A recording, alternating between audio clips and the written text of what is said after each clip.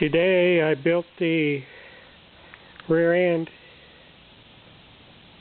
for the 67 Camaro.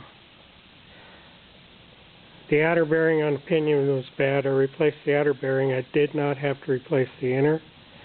I put a new seal on it, put a new crush sleeve in it. Thank you, Kelly Shipman.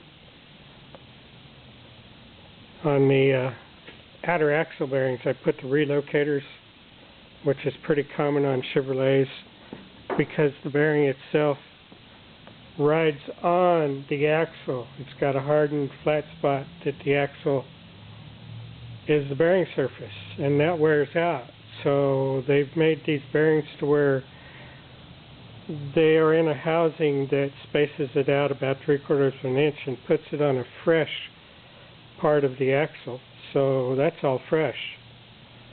Carrier was a little bit of an issue because I had to replace both carrier bearings. They were both trash. So I had to reset the carrier in there, and it's looking good. That's where it's riding right there. And it's set up pretty good. I think I got a little over 10, and I said I'm happy with that. Yeah, it has two spacers. The one on both sides they measured the same, but when I put them back in, they were too tight. So, get out the grinder!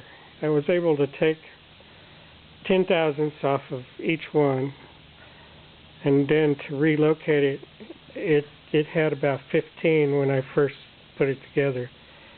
To relocate it, I had to take a little bit more off of one side, but I got down to just a little over 10, and I like that.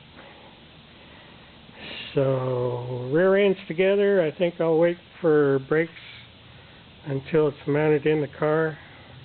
I have all the brake stuff here waiting, but no sense in building it for right now. I just need to get the springs on it and get it hanging in the car. And tomorrow